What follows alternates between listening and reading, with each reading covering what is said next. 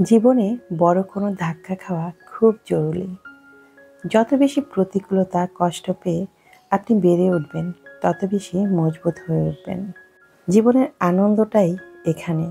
জীবনে পাওয়ার এক একটি আঘাত থেকে ক্ষয়কোটো আঁকড়ে ধরে উঠে দাঁড়ানোর মাঝে আত্মবিশ্বাস ও গর্ব থাকে। পৃথিবীতে আসছেন একা, যাবেনও একা। এই পথে কেউ কিন্তু আপনার সাথে যাবে না। আপনি কাঁদলে কেউ কাঁদে না আপনার দুঃখে। আপনিই কাঁদছেন। আপনি আঘাত পেলে আপনিই ব্যথা পাবেন, কেউ পাবে না। তাই মন যখন খুব হাহাকার করবে, ভেতরে শূন্যতা বোধ হচ্ছে, তখন চুপটি করে মধ্যরাতে জায়নামাজে সেজদায় গিয়ে আপনার সব কথা আল্লাহকে বলে ফেলুন। আল্লাহ স্বয়ং আপনার জন্য তখন অপেক্ষা করেন।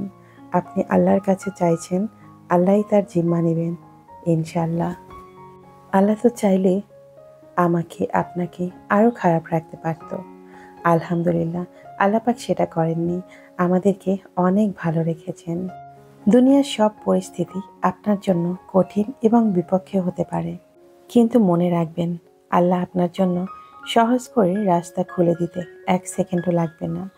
আল্লাহর কাছে যদি সঠিকভাবে চাইতে জানেন, তাহলে আল্লাহ পাক আপনাকে কখনোই নিরাশ করবেন না। তাই জীবনে যত বাধা বিপত্তি যা কিছু আসুক না কেন, আমরা সবসময় আল্লাহকে স্মরণ করব। তিনি আমাদেরকে অবশ্যই রক্ষা করবেন। সুপ্রিয় দর্শক, আসসালামু আলাইকুম। আমি লাকি, ঢাকা থেকে বলছি। লাকিস মিনি ওয়ার্ল্ডের পক্ষ থেকে আপনাদের সবাইকে শুভেচ্ছা জানাচ্ছি। কাছে কিংবা দূরে, দেশ এবং দেশের বাহিরে, যে যেখান থেকে আমার আজকের ভিডিওটি দেখছেন কিংবা দেখছেন না, আশা করছি আল্লাহ পাকের অশেষ রহমতে আপনারা সবাই খুব ভালো আছেন। আমিও আলহামদুলিল্লাহ আল্লাহ পাকের অশেষ রহমতে বেশ ভালোই আছি। চলে এলাম আজকে নতুন আরেকটি দিনের গল্প, কথা এবং কাজ নিয়ে।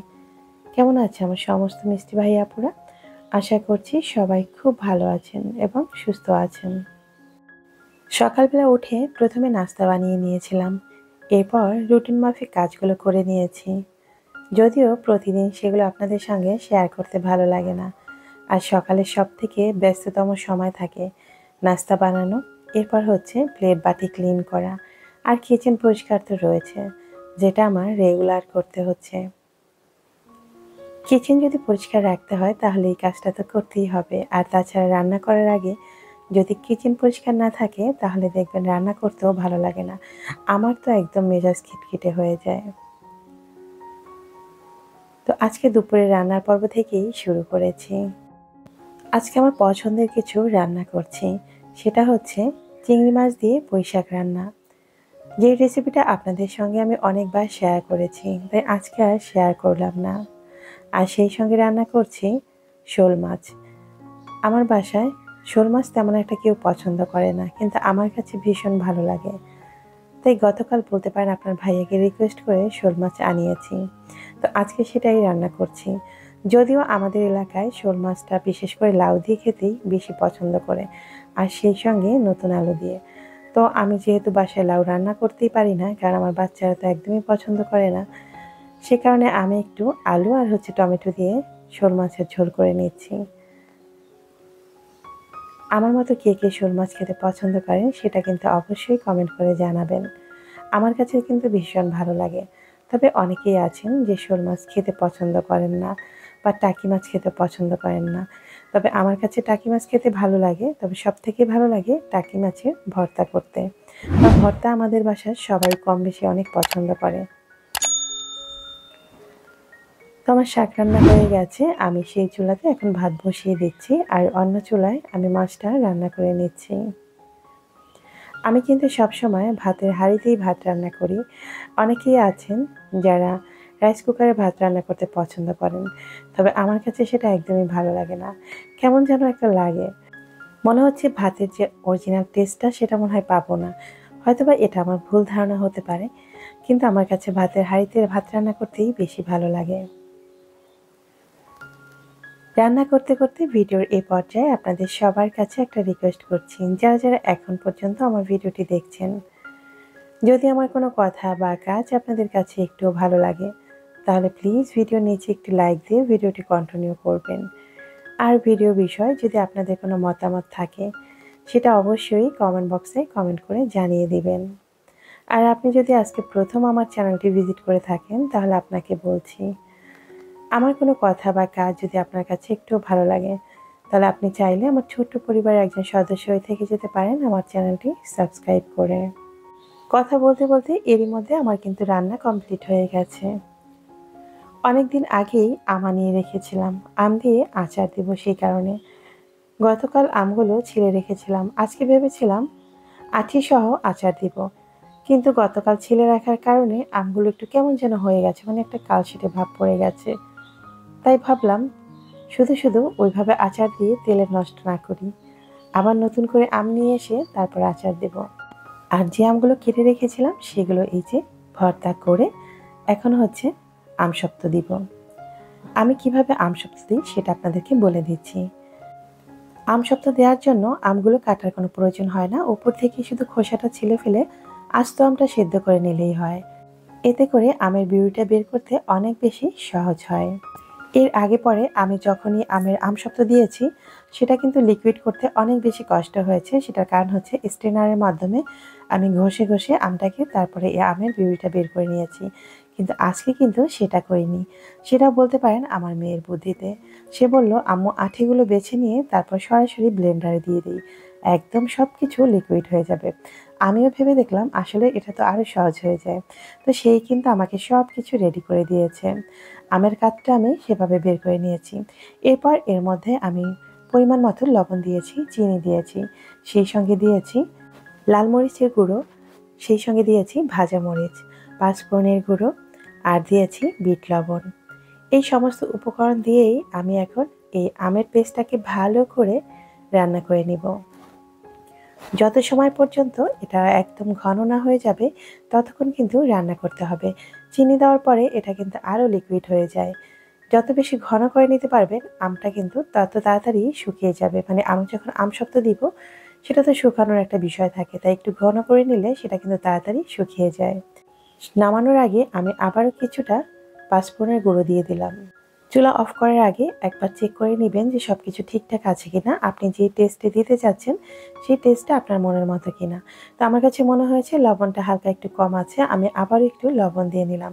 যেহেতু আমটা প্রচণ্ড টক আর আমের মিষ্টিটা যদি একটু ঠিকঠাক ব্যালেন্স আনতে হয় তাহলে কিন্তু লবণের পরিমাণটা অনেক বেশি দিতে হয়। তো সবশেষে আমি জালটা বন্ধ করে দিয়েছি, এরপর আমি একটু হালকা ঠান্ডা করে নিয়েছি। এখন আমি যে প্লেটের মধ্যে আমগুলোকে আমসত্ত্ব দিব, মানে শুকাতে দিব, সেই প্লেটগুলোর মধ্যে হালকা করে তেল ব্রাশ করে নিচ্ছি। আম শুকানোর ক্ষেত্রে আপনারা অবশ্যই স্টিলের প্লেট অথবা মেলামাইনের প্লেট ব্যবহার করতে পারেন। কোনোভাবেই আপনারা কিন্তু সিলভার কিংবা প্লাস্টিক ব্যবহার করবেন না। সিলভারের জিনিসে যদি আপনি টক জাতীয় কোনো কিছু শুকাতে দেন তাহলে দেখবেন সেটা নিচ থেকে নষ্ট হয়ে যাচ্ছে বা অ্যালুমিনিয়ামটা উঠে আসছে, খাবারটাও নষ্ট হয়ে যাবে আর সেটা খাওয়ার কোনো উপায় থাকবে না। আর সিলভারের যে পাত্রটা সেটাও নষ্ট হয়ে যাবে। আর প্লাস্টিকের জিনিস তো আমরা এমনিতেই এড়িয়ে চলার চেষ্টা করি, সেটা না দেওয়াই সব থেকে বেটার। তো আমি এক এক করে সবগুলো প্লেটে আমসত্ত্ব এভাবে দিয়ে নিচ্ছি। যে যেভাবে দিতে চান, যদি আপনারা মোটা করে দিতে চান তাহলে সেটাও দিতে পারেন, তবে প্রথমে একটা লেয়ার পাতলা করে দিয়ে সেটা শুকিয়ে নিয়ে উপর দিয়ে কিন্তু আরেকটা লেয়ার দেওয়া যায়। তবে যদি একসঙ্গে মোটা করে লেয়ার দেন তাহলে কিন্তু শুকাতে একটু সময় বেশি লাগে। তো আমি যতটুকু আমের ব্যাটার নিয়েছি সবটুকু দিয়ে আমি প্রায় 6টা প্লেটের মধ্যে আমগুলোকে ঢেলে দিচ্ছি। তো হাত দিয়ে এভাবে একটু ট্যাপ করলে কিন্তু সমস্তটাই ছড়িয়ে যায়। দেখতে কিন্তু মাশাআল্লাহ অনেক সুন্দর লাগছে আর খেতেও কিন্তু আলহামদুলিল্লাহ ভালোই ছিল। আশা করছি শুকানোর পরে টেস্টটা আরও বেড়ে যাবে, তবে শুকানো পর্যন্ত থাকলেই হয়। আগে পরে যখন গ্রামের বাড়িতে দেখতাম আমার মা চাচিরা আম শুকাতে দিত বা আচারের জন্য রোদে শুকাতে দিত, তখন আমরা হাতে হাতে করেই না খেয়ে ফেলতাম। সেটার মধ্যে না অনেক মজা ছিল, যদিও এখন আর সেই ফিলটা পাই না। তো আচার দেওয়া শেষ করে আমরা মা মেয়ে সবাই মিলে একটু বাহিরে এসেছি। আর বাহিরে আসার উদ্দেশ্য হচ্ছে একটু ঘোরাও হবে আর আমার পছন্দ অনুযায়ী কিছু গাছ নেওয়া হবে। যদিও আমার বাসায় অলরেডি অনেক গাছ রয়েছে, তারপরেও আমরা যারা গাছপ্রেমী মানুষ তারা গাছ দেখলেই আরও নিতে ইচ্ছে করে। আর দেখেন এত সুন্দর সুন্দর গাছ আর ফুল ফুটে আছে, এইগুলো দেখলে কার না নিতে ইচ্ছে করে। আমার তো এই বাগানে আসলে ইচ্ছে করে এই পুরো বাগানটাই আমি নিয়ে আমার বাসায় রেখে দিই। এত সুন্দরভাবে ফুলগুলো ফুটে আছে। আর এত এত ফুল, অনেক ফুলের নাম তো আমি জানিই না। তো এখানে বসে আমার ছেলে মেয়ে সবাই মিলে একটু ছবিও তুলছিল। আমি একটু বাগানটা ঘুরে ঘুরে দেখছিলাম আর ভিডিও করছিলাম। আপনারা যারা গাছ কিনতে চান বা গাছ কিনতে আগ্রহী, বাসা সাজাতে চান, তারা চাইলে এখানে এসে গাছ নিতে পারেন। এটা কিন্তু খুব একটা দূরে নয়। ঢাকার মধ্যে যারা আছেন তারা তো এখন খুব সহজেই এখানে আসতে পারেন, যেহেতু আমাদের দেশে এখন মেট্রো রেল রয়েছে। আর এটা হচ্ছে একদম মেট্রো রেলের কাছেই। উত্তরা সেন্ট্রালের যে মেট্রো স্টেশন রয়েছে, এটা কিন্তু একদম তার কাছে। মানে আপনার উপর থেকেই দেখতে পাবেন এই গার্ডেনটা এত সুন্দর। আর এটা কিন্তু আরেকটা নাম রয়েছে, আরও একটা গার্ডেন রয়েছে। আমি কিছুক্ষণ পরে সেখানে যাব, সেটাও আপনাদেরকে দেখিয়ে দিব। এখানে শুধু নার্সারি আর নার্সারি, আপনার প্রয়োজনীয় এবং আপনার চাহিদা অনুযায়ী যে কোনো গাছ আপনি পেয়ে যাবেন। আমি তো এতদিন অনলাইন খুঁজে অনেক গাছ নিয়েছি। আপনারা তো দেখেছেন আমি সেদিন অনলাইন খুঁজে অ্যাডেনিয়াম গাছগুলো নিয়েছি। কি বোকা ছিলাম আমি, তাই না? আমার বাসার কাছেই এত সুন্দর সুন্দর নার্সারি থাকতে আমি সেটা ভুলেই গিয়েছিলাম। তো আজকে এখানে আসার পর খুব বেশি আফসোস হচ্ছিল যে এত সুন্দর সুন্দর অ্যাডেনিয়াম গাছগুলো ফুল সহ ফুটে আছে। হয়তো দাম একটু বেশি, কিন্তু দেখতে তো ভালো লাগছিল। আর তাছাড়া আমার কাছে কবে ফুল আসবে, কবেই বা বড় হবে, সেই আশায় আমার এখন বসে থাকতে হবে। তো যাই হোক, যেটা নিয়ে ফেলেছি তো ফেলেছি, কি আর করার। এই যে দেখতে পাচ্ছেন, এখন আমি ঘুরতে ঘুরতে চলে এসেছি ঠিক দিয়াবাড়ি ব্রিজের কাছে। এটা কিন্তু ব্রিজের পিছনের অংশটায়। দেখুন এখানে সারিবদ্ধভাবে একের পর এক নার্সারি। আমি কিন্তু একটা অটোরিকশায় বসা আছি, আর রিকশায় বসেই ভিডিওগুলো ক্যাপচার করছিলাম আর এক এক করে বাগানটা ঘুরছিলাম। মূলত আমি বাগান বিলাস গাছ নিব, তাই অটোতে বসেই দেখছিলাম যে কোন গাছটা সব থেকে সুন্দর। কারণ এত এত নার্সারি আমার পক্ষে হাঁটা সম্ভব না। আর আমি এখানে ঘুরতে ঘুরতেও না অনেকটা দেরি হয়ে গেছে, প্রায় সন্ধ্যা হয়ে আসছে, কিন্তু আমার গাছ কেনা হয়নি। তার থেকেও মজার বিষয় হচ্ছে আমার কাছে কিন্তু ঘুরতে ভীষণ ভালো লাগছিল। কারণ এত এত ফুল আর এত গার্ডেন দেখে কার না ভালো লাগে বলেন? দেখেন যেদিকে তাকাচ্ছি মনে হচ্ছে ফুলের ছড়াছড়ি। সত্যি কথা বলতে আমার এখানে গিয়ে মনটা ভীষণ ভীষণ ভালো হয়ে গেছে। আপনাদের যদি মন খারাপ হয়ে যায়, তাহলেও কিন্তু এই গার্ডেনগুলোতে এসে ঘুরে যেতে পারেন। দেখবেন মন অনেক ভালো হয়ে গেছে। তো সব কিছু ঘুরে ফিরে দেখে শুনে এরপরে আমি ৩টা বাগান বিলাস নিয়েছি। তো কি কি গাছ নিয়েছি সেটা না হয় পরে দেখাবো। তো এই শ্যুটটা কিন্তু আমার আগে নেওয়া ছিল। এই যে দেখেন বাগান বিলাস আমার বেলকনিতে এত সুন্দরভাবে ফুটে আছে। আর যখন গাছ থেকে ফুল ঝরে মাটিতে পড়ে, দেখতে না অসম্ভব ভালো লাগে। আপনাদের কাছে কেমন লাগে জানি না, তবে কমেন্ট করে জানাতে পারেন। এই যে আমার অ্যাডেনিয়াম গাছগুলো, এই যে দেখেন কত ছোট ছোট। এগুলো যে কবে বড় হবে আর কবে ফুল দেবে আল্লাহই জানে। আমি তো লাগিয়ে রেখেছি। আর এগুলো কিন্তু রোদেই রাখতে হয়। তো আমি যেহেতু 5টা গাছ নিয়েছিলাম, এখানে 3টা রেখেছি, আমার বেলকনির মধ্যে আরও গাছ রেখেছি। গোলাপ গাছগুলোয় মাশাআল্লাহ অনেক সুন্দর ফুল দিয়েছে। তো ইচ্ছা আছে আরও সুন্দর সুন্দর টব নিয়ে আসার জন্য। যদিও বাসার সবাই এখন বকাবকি করে আমি নাকি অতিরিক্ত গাছ কিনি। আসলে কি করব বুঝতে পারি না। আসলে গাছ দেখলেই আমার না মাথা ঠিক থাকে না। ইচ্ছে করে আরও অনেক অনেক গাছ কিনি। মনে হয় পুরো বাসাটা গাছ দিয়ে ভরে ফেলি। তো এক এক করে কিন্তু আমার 3টা কাঠগোলাপ কেনা হয়েছে। এই যে দেখেন এটা নিয়েছি হলুদ আর সাদার মধ্যে, যেটা রেগুলার সবার কাছেই পাওয়া যায়। তো ভাবলাম যেহেতু কাঠগোলাপ নিব তো কয়েকটা ভ্যারাইটিরই নিই। আর আমার মেয়েটার ভীষণ কাঠগোলাপ পছন্দ। তো আজকেও কিন্তু একটা কাঠগোলাপ নিয়েছি। যদিও সেটা নিয়েছি একদম ব্ল্যাক কালারের। সেটা এখন পর্যন্ত ফুল আসেনি, তাই দেখাতেও পারবো না। ইনশাল্লাহ যখন সাজিয়ে নিব সবকিছু, যে কোথায় কোন গাছটা রেখেছি সেটা আপনাদের সঙ্গে শেয়ার করে দিব। কথা বলতে বলতে ভুলেই গেছি যে আমার আপুদের কোনো কমেন্টের উত্তরই কিন্তু আমার দেয়া হয়নি। আমার কয়েকজন আপুর কমেন্টের উত্তর দিয়ে নিচ্ছি।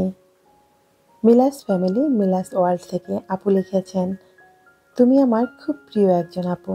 লাইক দিয়ে আমি তোমার ভিডিওটা দেখা শুরু করলাম। আমি কিন্তু সবসময় তোমার ভিডিও শেষ পর্যন্ত দেখে থাকি এবং কমেন্ট করে থাকি। পাশে আছি, এগিয়ে যাও। ধন্যবাদ আপু, তোমার জন্য অনেক অনেক দোয়া এবং ভালোবাসা রইল। ইশরাত জাহান আইডি থেকে একজন আপু লিখেছেন, আপু তোমার কথা ও কাজ সবসময় ভালো লাগে। আপু রান্নাঘর সাজানো দারুণ হয়েছে। পাট শাকের ডাল ইলিশ মাছ রান্না দারুণ হয়েছে। আপু আমারও বোন নেই। কি বলেছে আপু তোমার বোন নেই? এই যে আমি আছি আর কত শত আপুরা আছে, এরাই তো আমাদের বোন, তাই না? ধন্যবাদ ইশরাত আপু এত সুন্দর করে কমেন্ট করার জন্য। আর এস মম আইডি থেকে একজন আপু লিখেছেন, আসসালামু আলাইকুম আপু। ওয়ালাইকুম আসসালাম আপু। আমাকে পছন্দ হলে নামটা নিয়ে নিয়েন। অনেক আগ থেকে ব্লগ দেখি, কমেন্ট করা শিখলাম সত্যি কথা বলতে। লাইক কমেন্ট এবং সাবস্ক্রাইব করলাম, কেন জানি ভিডিওটা বুঝতেছি না, কেটে কেটে আসতেছে। আমি একটা চ্যানেল খুলেছি নতুন, আমার জন্য দোয়া করবেন, ভালো থাকবেন। ধন্যবাদ আপু, আপনিও অনেক দূর এগিয়ে যান, আপনার জন্য অনেক অনেক দোয়া এবং ভালোবাসা রইল। আর আমাকে এত সুন্দর করে কমেন্ট করার জন্য আপনাকে আরও একবার ধন্যবাদ জানাচ্ছি।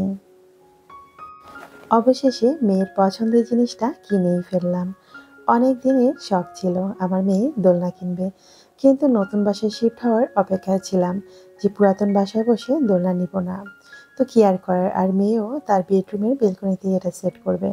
তো অবশেষে সেই দোলনাটা কিন্তু আমরা নিয়ে নিয়েছি। কেমন হয়েছে সেটা কিন্তু অবশ্যই কমেন্ট করে জানাবেন। যদিও এখনও সাজানো হয়নি, আজকে এনে সেট করার পরেই প্রথম আপনাদের সঙ্গে শেয়ার করলাম। একটা দোলনা একটা ঘরের শোভা, এটা সবাই বলে। আসলে কি তাই? আমারও মনে হচ্ছে এখন আসলেই তাই। দোলনাটা আসার পর আমারও ভীষণ ভালো লাগছে, দেখে ভীষণ ভালো লাগছে। ইচ্ছে করে ছোটবেলার মতো এখন থেকে আমিও এখানেই দোল খাই। তো যাই হোক, মাঝে মাঝে অবশ্যই ট্রাই করব। কেমন হয়েছে সেটা অবশ্যই কমেন্ট করে জানাতে ভুল করবেন না। এখন বলে দিচ্ছি গত পর্বে দাদার সঠিক উত্তর। গত পর্বে ধাঁধা ছিল, কি এমন জিনিস যা আমরা বছরে একবার কিনি, সারা বছর শুধু দেখি তারপর ফেলে দিই? ধাঁধার সঠিক উত্তর ছিল ক্যালেন্ডার। যিনি সর্বপ্রথম কমেন্ট করে সঠিক উত্তর দিয়েছেন তার জিমেল অ্যাকাউন্টের নাম হচ্ছে সোনিয়া নুসরাত। সোনিয়া আপু আপনাকে অসংখ্য ধন্যবাদ, আপনি সর্বপ্রথম কমেন্ট করে সঠিক উত্তরটি জানিয়েছেন।